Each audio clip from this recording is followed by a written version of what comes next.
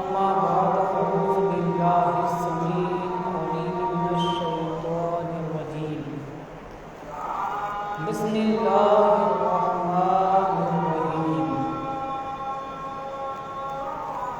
كل أناس بإمامهم آمنت بالله صدق الله العلي العظيم اللهم نور قلوبنا بالقرآن وزين أخلاقنا بالقرآن وادخلنا الجنة بالقرآن ونجنا من النار بالقرآن. قال الله تبارك وتعالى في شان حبيبه مخبرا وآمرا إن الله وملائكته يصلون على النبي يا أيها الذين آمنوا صلوا عليه وسلموا تسليما. اللهم صل على سيدنا مولانا محمد طب القلوب دوائها وعافية الأبدان وشفائها ونور الأبصار وضيائها وعلى آله وأصحابه دائما أبدا. حضرات، تمام تعریفیں اللہ وحدہ لا شریک کے لیے جو ساری کائنات کا خالق اور مالک شجاعت بھی ہے، اور خوب سلام اللہ کے پیارے ہم گناہگاروں کے سہارے گنبد خضرا پہ آرام فرمانے والے لمبے لمبے ہاتھوں سے بھیک دینے والے بے سہاروں کے سہارے سنہری جالیوں میں آرام فرمانے والے اندھیری قبر میں کام آنے والے اپنی نوری چادر میں چھپانے والے اپنی ردائے رحمت میں جگہ عطا فرمانے والے آب کوثر سے پیاس بجھانے والے جنت الفردوس میں لے جانے والے عرب والے عجم والے مکہ والے لامکہ والے حضور سرور کائنات صلی اللہ تعالی علیہ وآلہ وسلم کی مقدس وحسین بارگاہ میں تحفے و سلام پیش کر دینے کے بعد تلاوت کرنا آیت کریمہ رب تقدس تعالی کا فرمان عالی شان ہے. رب ارشاد فرماتا ہے کل اناس بإمامہم. اس کا سیدھا سادہ ترجمہ یہ ہے کل اناس، ہر انسان کو، ہر بشر کو، ہر آدمی کو اس کے امام کے ساتھ بلایا جائے. کل قیامت کا دن ہوگا، میدان محشر ہوگی، حشر بپا عالم ہوگا، ہر کوئی بھاگ رہا ہوگا، نفسی نفسی ہر طرف یہ آواز گونج رہی ہوگی، ہر کوئی کسی سے بھاگ رہا ہوگا. اللہ فرماتا ہے کل اناس بإمامہم، ہم تمام انسانوں کو ان کے پیشوا کے ساتھ، ان کے امام کے ساتھ ان کو بلایا جائے گا. وہ اپنے امام کے ساتھ پیچھے پیچھے اپنے امام کو لیے ہوئے آگے آئیں گے. اب یہ کون امام ہے؟ اللہ اکبر کبیرہ. یہ مہینہ چل رہا ہے حضرت سیدنا نعمان ابن ثابت المعروف امام اعظم ابو حنیفہ رضی اللہ تعالی عنہ ہے. شریعت کے 4 امام ہیں. ان 4 اماموں میں سب سے بڑے امام ہمارے آپ کے امام، سب سے بڑے امام امام اعظم ابو حنیفہ رضی اللہ تعالی عنہ کا نام آتا ہے. یہ وہ ذات ہے جنہوں نے 80,000 مسائل قرآن و حدیث سے نکال کر استنباط استخراج کر کے قوم کے سامنے مسائل کو پیش کیا.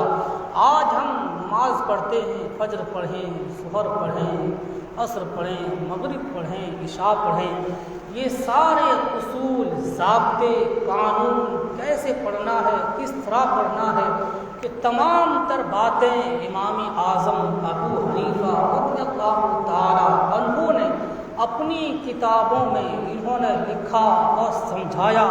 نماز پڑھنی ہے، عام آدمی قرآن پڑھنے کے بعد کیا نماز سمجھے گا؟ عام آدمی جس کو علم کا ادراک نہیں ہے، جو علم کے عین سے واقف نہیں ہے، وہ نماز کیسے پڑھے، روزہ کیسے رکھے، زکوٰۃ کیسے دے، حج کیسے کرے؟ ان تمام مسائل کو امام اعظم ابو حنیفہ رضی اللہ تعالیٰ عنہ نے اپنی کتابوں میں صاف ستھرے لفظوں میں تحریر فرمائی۔ نماز ایسے پڑھی جائے گی، قیام اسے کہا جائے گا، رکوع ایسے کیا جائے گا۔ اگر کوئی آدمی سورہ فاتحہ پڑھنا بھول گیا تھا یا سورہ گنانا بھول گیا، رکوع چلا گیا، تو اس کے لیے کیا حکم ہے کہ نماز کیسے پڑھے گا؟ یہ تمام مسائل کو امام اعظم ابو حنیفہ رضی اللہ عنہ نے اپنی کتابوں میں صاف ستھرے انداز میں قوم کے سامنے پیش کیا۔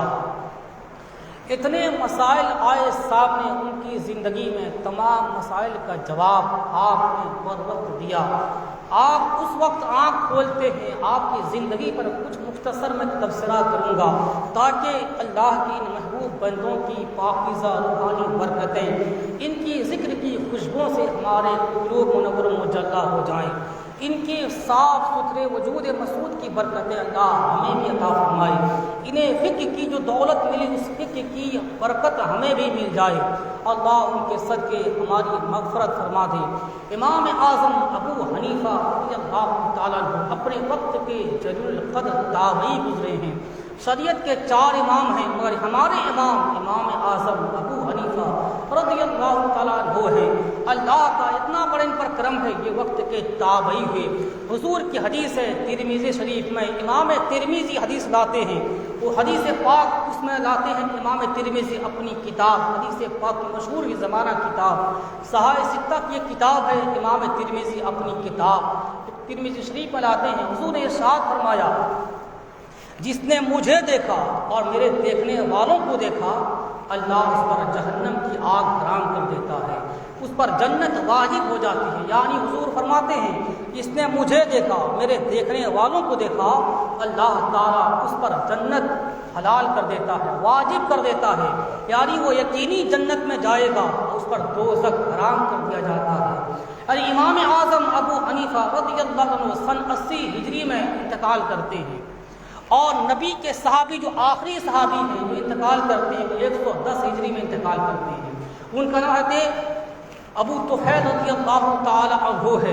اب حضرت امام اعظم ابو حنیفہ رضی اللہ عنہ 70 صحابی سے آپ کی ملاقات ہوتی ہے۔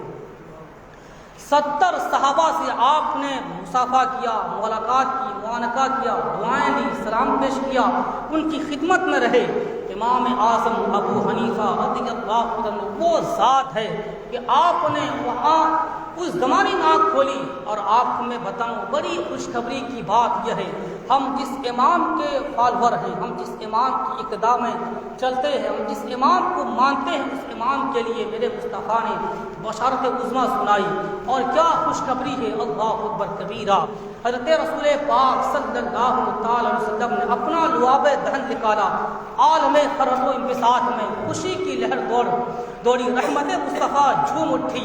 حضرت انس کو قریب کیا، اے انس سنو، ایک زمانہ آئے گا، ایک پوری دنیا میں اسلام کا شہزادہ چمکے گا، اس کی پیشانی پر وقت کا نور چمکے گا، ولایت کا نور چمکے گا، اس کی علم کی شعاع ایسی ہوگی، اس کے جسم سے، اس کے علوم و اذہان کا یہ عالم ہوگا، اس کے ذہانت و فطانت کا یہ عالم ہوگا، اس کے علوم کا یہ عالم ہوگا کہ اس کے علم کی روشنی دور دور تک پھیلے گی۔